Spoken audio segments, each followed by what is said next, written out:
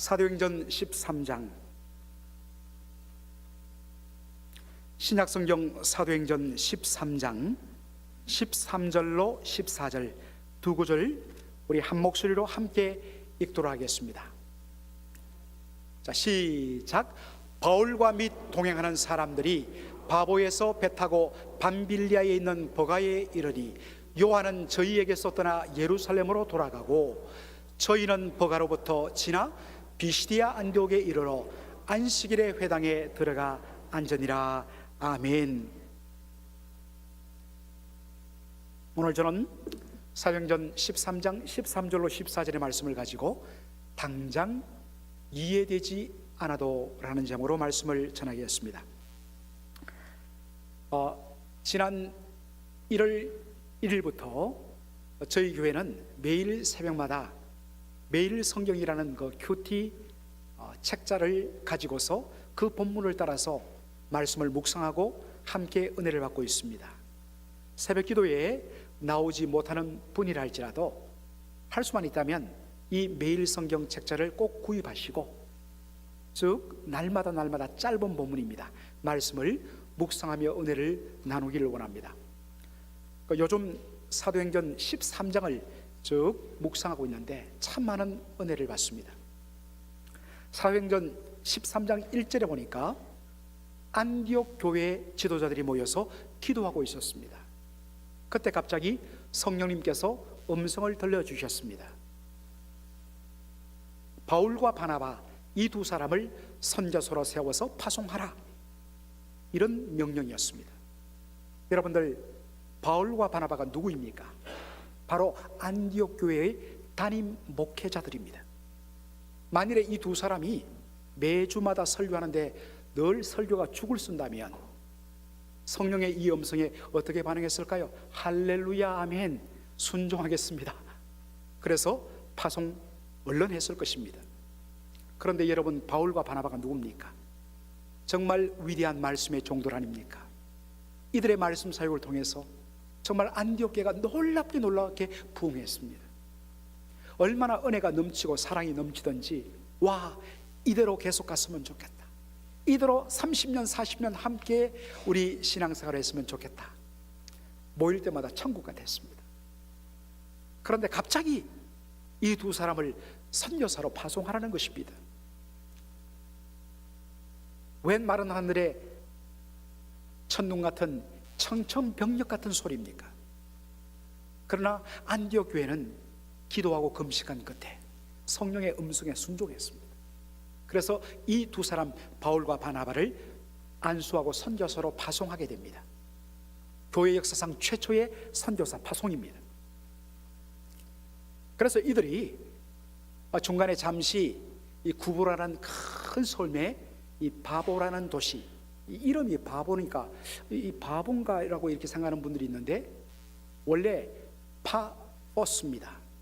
그런데 이걸 이제 한국말로 번역하는 과정에서 조금 발음이 그렇게 되었습니다.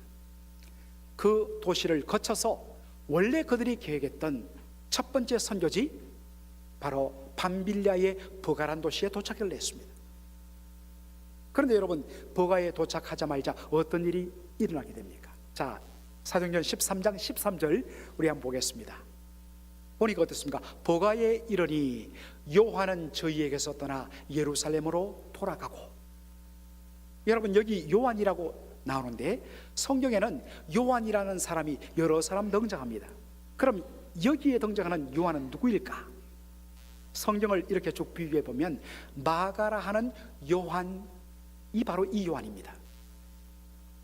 유대식 이름으로는 요한이고 그 당시 유행하던 로마식 이름으로는 마르쿠스, 마가입니다. 이 사람이 바로 우리 성경에 나오는 마가복음을 기록한 그 마가예요. 그런데 이 마가가 청년일 때 바울과 바나바의 선교팀의 일행이 되어서 그가 선교에 도착했는데 무슨 이유인지 갑자기 나 선교 못한다고 선교팀을 이탈해서 자신의 집 예루살렘으로 돌아가 버린 것입니다. 이와 관련해서 자세한 원인과 그 이후에 일어났던 일들을 마침 이번 토요 새벽 기도의 본문이 사도행전 15장이기 때문에 그때 제가 자세히 말씀을 드리기를 원합니다. 어쨌든 간 함께 선교팀으로 왔던 자 중에 한 사람이 갑자기 선교하기도 전에 나 선교 못해 하고 선교팀을 이탈해 갖고 자기 집으로 돌아가 버렸습니다. 그러니까 여러분 생각해 보십시오. 선교팀의 분위기가 어떻게 했습니까? 정말 굉장히 안 좋았을 것입니다. 그런데 사도행전 13장 14절에 어떤 말씀이 나옵니까? 자, 한번 보시겠습니다. 다 같이요. 저희는 보가로부터 지나 비시디아 안디옥에 이르러 안식일의 회당에 들어가 앉으니라. 여러분, 원래 바울이 계획했던 선교지는 밤빌리아에 있는 보가라는 도시였습니다. 그런데 보가에서 복음을 전했다는 언급 없이 곧장 어디로 갔다고 되어 있습니까? 비시디아 안디옥으로 갔다고 되어 있습니다. 여러분들, 우리가 보가에서 비시디아 안디옥으로 갔다고 했을 때 얼핏 보면 마치 우리 맥클린에서 다리 건너서 DC로 가는 것, 아니면 조금 남쪽으로 내려가서 한 15분, 20분 내려가면 있는 에난데일 정도로 그렇게 간 것으로 우리는 생각하기 쉽습니다. 그런데 여러분, 이 보가란 도시는 밤빌리아라는 지방에 속해 있는 도시인데, 밤빌리아가 어디냐? 여러분들 머릿속에 터키를 한번 그려보십시오. 이 소아시아 터키 지역, 이 터키 지역의 제일 남쪽, 지중해와 접하는 그 남쪽 해안 지방을 가리키는 말이 바로 밤빌리아인데, 그곳의 도시가 버가입니다. 반면에 비시디아 안디옥은 어디냐? 이 오늘날의 터키 중앙에 있는 이 높은 고원지대, 그 고원지대를 가리키는 표현이 갈라디아 지방입니다. 어디서 많이 들어봤죠? 갈라디아서. 바로 거기가 그쪽입니다. 그 지역의 중심 도시가 비시디아 안디옥입니다. 버가에서 비시디아 안디옥까지 가는데 200km가 떨어져 있습니다. 더군다나 이 남쪽의 버가와 중앙에 있는 비시디아 안디옥 사이는 높은 타우루스 산맥이 가로져 놓여 있습니다. 사진 한번 보여주시겠습니까? 이게 여러분들 타우루스 산맥입니다. 산 꼭대기에 눈이 있죠. 타우루스 산맥의 가장 높은 봉우리는 해발 3,000m가 된다고 합니다. 백두산보다 훨씬 높아요. 그러니까 여름에도 군데군데 저렇게 눈이 있다고 합니다. 보가에서 비시디아 안디옥까지는 타우루스 산맥을 넘어서 200km를 걸어서 가야 합니다. 그 이재철 목사님이 쓴 책에 보니까 이분이 직접 이곳을 방문해서 보가에서 도로를 타고 비시디아 안디옥까지 산등성이를 꼬불꼬불 도로를 따라서 200km를 달리는데 4시간 걸렸다고 합니다. 여러분, 걸어서 타우루스 산맥을 넘어 비시디아 안디옥까지 가는데 얼마나 많은 시간이 걸리며 얼마나 힘들었겠습니까? 더군다나 역사의 기록에 의하면 그 당시에 이 타우루스 산맥에는 아주 흉악한 산적대들이 덕실 뒤로 악명 높았다고 합니다. 여기서 우리는 질문을 던져야 됩니다. 왜 바울은 그가 처음에 계획했던 선교지 버가에서 복음 전하지 않고 왜 그 먼 타우루스 산맥을 넘어서 200km나 떨어진 터키의 중앙 고원지대에 있는 비시디아 안디옥으로 가서 복음을 전했을까? 자, 여러분들, 제가 말씀드렸습니다만 비시디아 안디옥은 오늘날의 터키 중앙에 있는 이 고원지대를 다 포함하고 있는 갈라디아 지방의 한 도시라고 그랬습니다. 여러분들, 바로 이 갈라디아 지역에 있는 교회들에게 쓴 편지가 무슨 편지입니까? 갈라디아서입니다. 자, 갈라디아서 4장 13절을 한번 보도록 하죠.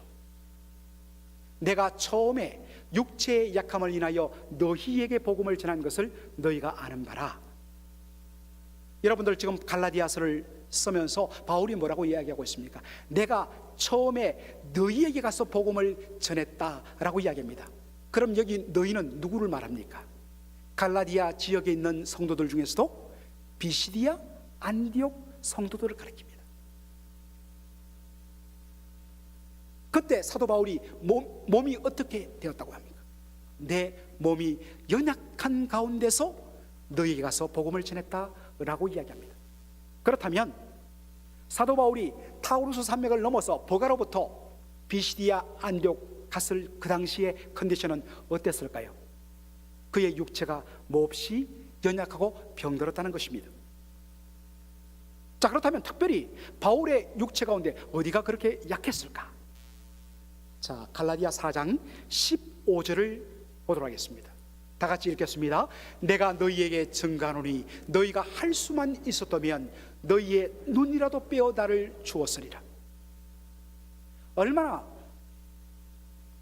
갈라디아 교회 성도들, 특별히 비시디아 안디옥의 성도들이 바울을 사랑했으면 자신의 할 수만 있다면 내 눈을 뽑아서 바울 선생님에게 주고 싶다, 그 정도로 사랑했다는 것입니다. 그런데 여러분, 왜 하필이면 눈을 뽑아주고 싶어 했을까요? 적어도 우리가 추측할 수 있지 않겠습니까? 바울의 육체가 연약한 가운데 도착했고 복음을 전했는데 어디가 약했다는 것입니까? 예, 바로 눈이 심히 약했다는 것입니다. 단순히 저처럼 이렇게 마이너스 그런 어떤 시력이 나쁘다는 의미가 아니라 안질에 걸려서 눈이 완전히 상해버린 것입니다.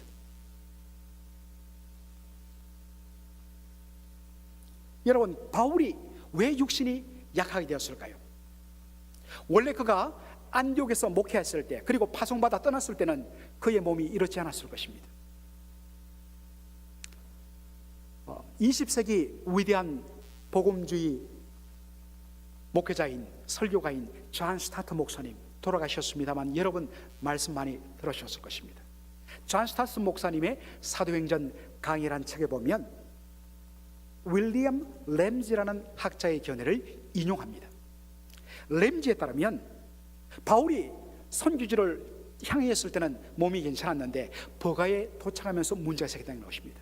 여러분, 아까 버가란 지역을 말씀드렸죠. 지중해에 면한 터키 남부 해안지대를 가리킵니다. 그 밤빌리아의 중심 도시가 버가인데 그것은 저지대 습한 지역입니다. 여러분들 아직 저는 방문 못했습니다만 말씀드렸습니다만 저 텍사스 휴스톤이라든지 아니면 루이지애나의 뉴올리언스 가면 이게 멕시코만하고 접해갖고 그렇게 습하고 휴미드하고 모기가 아주 득실거린다고 합니다. 굉장히 고통스럽다고 그렇게 말합니다. 마치 이 버가가 그런 도시였던 것 같습니다. 그러니까 습한 곳에 모기가 창궐 하다 보니까 그만 그곳에서 바울이 그 지역과 처음 접하다 보니까 풍토병인 말라리아에 걸렸을 것이라고 그렇게 추측합니다. 여러분들, 말라리아에 걸리면 어떤 증상이 일어납니까? 여기 의사 선생님들 계십니다만은 옛날에 말라리아를 우리 한국말로 뭐라고 그랬습니까? 학질이라고 그랬죠. 여러분들, 이 학질에 걸리면 어떻게 반응이 일어납니까? 오한이 달달달달 뜹니다. 두꺼운 손이울을 두 겹 덮어도 뜹니다. 사실 말라리아 학질에 걸리면 몸에 고열이 끓어 넘칩니다.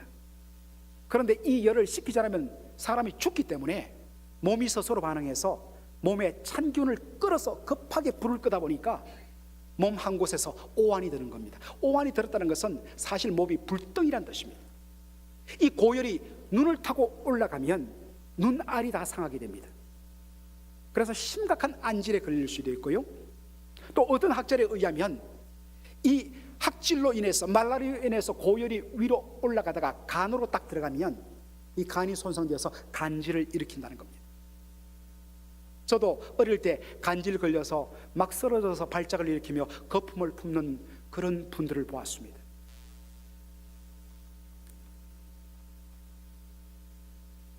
여러분, 이 말라리아를 치유하는 방법은 그 당시에 무슨 약이 있었습니까? 무슨 주사가 있었습니까? 오직 하나는 바로 장소를 옮기는 것입니다. 더 이상 이 습하고 모기가 끓는 저지대에 있다는 죽고 맙니다. 제일 좋은 방법은 바로 건조한 고산지대입니다. 그래서 알아봤더니 건조한 고산지대가 있는 곳이 바로 있는데 갈라디아, 터키 중앙에 위치한 고산지대 갈라디아의 비시디아 안디옥이 좋다는 이야기를 들었습니다. 그런데 그곳을 넘어가려면 험준한 타우루스 산맥을 걸어서 넘어야 해요. 질병 때문에 그렇게 꿈꾸었던 선교를 다 포기하고 복음 한마디 전하지 못하고 허느적거리면서 타우루스 산맥을 넘어가는 바울의 심정을 여러분 한번 상상해 보십시오.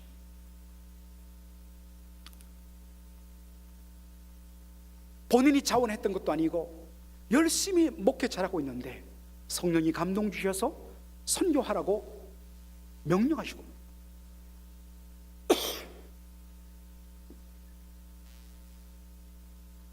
기꺼이 순종했습니다. 그래서 파송받아서 간 곳이 버가였습니다. 믿음으로 순종해서 갔기 때문에 그곳에 놀라운 열매가 있을 것으로 기대했습니다. 그런데 그곳에서 말라리아에 걸립니다. 질병에 걸립니다. 그리고 함께 복음을 전해야 할 요한이 선교지를 이탈해버립니다. 너무나 마음이 괴로웠습니다. 타우루스 산맥을 넘으면서 바울의 마음속에 하나님 보내셨으면 책임지셔야 될 것 아닙니까? 그런데 이게 뭡니까? 여러분, 우리의 삶 속에도 이런 탄식이 있을 때가 많지요. 순종했는데, 헌신했는데 우리의 기대와 정반대의 상황이 펼칠 때 바울의 심정이 그랬습니다.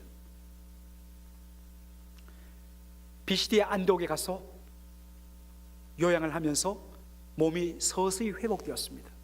말라리아 증상이 사라졌습니다. 그러나 이미 그 먼 길을 말라리아에 걸린 몸으로 걸어서 넘다 보니까 증상은 사라졌지만 말라리아로 인해서 이미 몸의 곳곳이 손상되었는데 그것은 회복되지 않았습니다. 그래서 바울이 말합니다. 내가 갈라디아의 비시디아 안독에 가서 첫 복음을 전했을 때에 육체의 약함 가운데 복음을 전했다. 여러분 생각해 보십시오. 그것이 안지라고 했을 때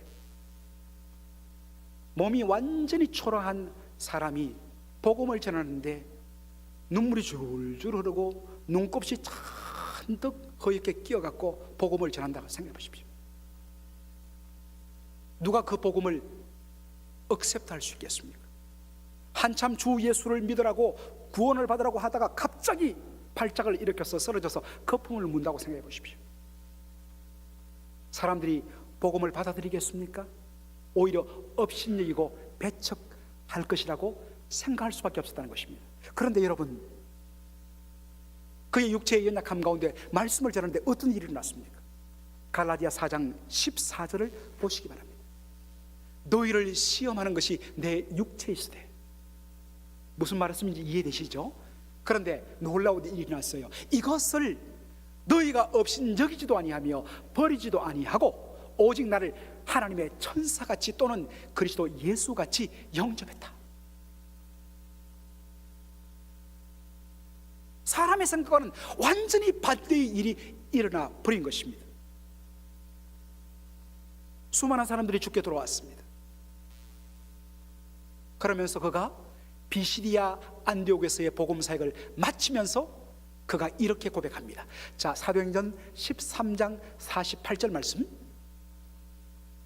영생을 주시기로 작정된 자는 다 뭐하더라? 믿더라. 사도 바울이 생각한 전도 대상자는 터키 남쪽 해안에 있는 밤빌리아의 버가였습니다. 한 번도 그의 선교 계획에는 저 타우루스 산 너머에 있는 갈라디아 지역에 대한 생각조차 없었습니다. 그런데 이미 그곳에 하나님께서 누구를 예배해 두셨다고요? 영생 얻기로 작정하신, 하나님이 작정하신 자들을 예비하셨다는 것입니다. 그리고 뜻하지 않은 바울의 질병으로 인해서 바울이 복음을 전하기 위해서 그곳으로 간 것도 아니고 너무나 힘든 이 몸을 회복하기 위해서 요양차 갔던 비시디아 안독에서 하나님이 이미 영생 주기로 작정하시던 자들을 만나게 하시고 복음 듣게 하시고 그들을 다 구원하시는 놀라운 일을 행하신 것입니다. 그리고 이왕 갈라디아 이 높은 지역에 왔음에 옆으로 가서 복음을 전했습니다. 이고니온으로 갔고, 그 다음에 더베로 갔고, 그리고 루스트라 가서 복음을 전했습니다. 그 루스트라에서 바울의 복음을 듣고 예수를 믿은 사람 중에 한 사람이 바로 디모데입니다. 티모티. 여러분, 디모데가 누굽니까? 바울의 영적인 아들이요, 일생 동안 바울과 함께 동역했던 위대한 바울의 협력자였습니다. 이 일이 어떻게 일어났다고요? 만일에 그가 건강해서 버가에서만 복음을 전했다면 이 일은 일어나지 않았을지도 모릅니다. 그런데 생각지도 않았던 그의 연약과 병듦으로 인해서 그의 인생이 바뀌게 되었는데, 그의 인생 코스가 교회과는 달리 엉뚱한 방향으로 가게 되는데, 아니 어떻게 이럴 수 있느냐고 탄식했던 바로 그 바뀌어진 방향 속에서 하나님께서 더 크고 놀라운 일을 행하신 것입니다. 사랑하는 성도 여러분, 하나님의 일하심은 신묘막측입니다. 신묘, 너무나 기묘해서 beyond our understanding, 우리의 이해를 뛰어넘어 일하시는 하나님의 그 일하심은 막측, 청량할 수 없다는 것입니다. 사랑하는 성도 여러분, 한 인물을 소개하기를 원합니다. 조셉 헨리 데이비스, 호주 사람이에요. 한국에 파송된 호주 1호 선교사입니다. 아무도 같이 아니려 했던 어둠에 묻힌 나라 조선에 이 데이비스가 자원을 합니다. 배를 타고 일본을 거쳐서 부산에 도착했는데 감동이 밀려왔습니다. 내가 앞으로 이곳에서 뼈를 묻겠다. 그리고서는 다시 배를 타고 제물포로 인천으로 가서 서울에 갑니다. 이미 와 있던 선교사들과 의논 끝에 한국어를 배웁니다. 5개월간 배워요. 그리고 이제 드디어 계획했던 부산으로 내려가는데, 배를 타고 가는 것이 아니라 걸어서 가면서 배운 한국말로 전도를 하며 가겠다. 20일간 내려옵니다. 그런데 여러분, 호주에 살던 사람이 그 당시에 무슨 예방주사가 있습니까? 뭐가 있습니까?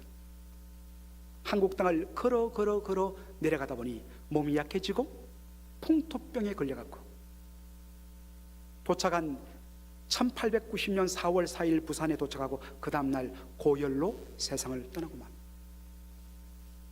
단 한 번도 부산에서 복음을 전하지 못했습니다. 모든 사람들이 이야기했습니다. 이제 호주에서 선교사는 다시 안 올 것이다. 그런데 여러분, 이게 웬일입니까?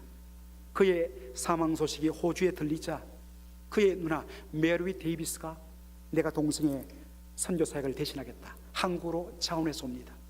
1941년까지 호호 할머니가 되어서 한국에서 사역하고 돌아가서 세상을 떠납니다. 수많은 호주의 젊은이들이 한국 선교에 자원합니다. 그런데 여러분, 더 놀라운 것은 호주 파송받은 선교사들이 다 어디서 사역하느냐? 부산과 경남 지역에 집중적으로 복음을 전하고 교회를 세웠습니다.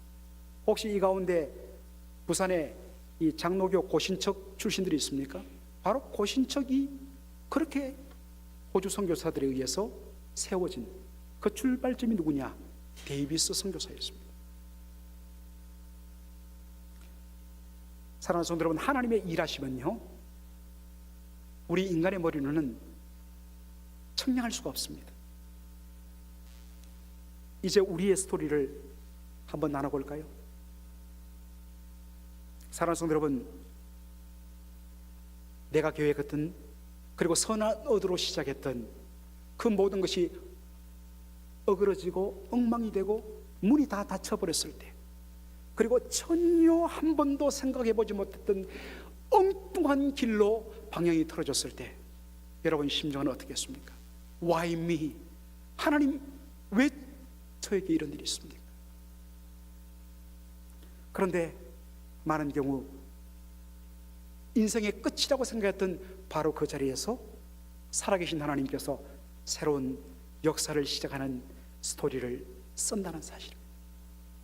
우리는 다쳤다고 생각했는데 그 다친 그 다음에서 하나님이 새로운 문을 여시는 사건들을 우리가 경험하게 됩니다.